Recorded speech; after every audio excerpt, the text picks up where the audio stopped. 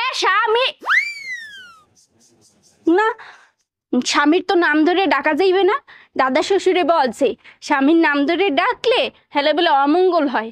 তাইলে কি কইয়া ডাকবো, কি কইয়া ডাকবো, কি পাইছি। এ কুত্তা খাইয়ে যা।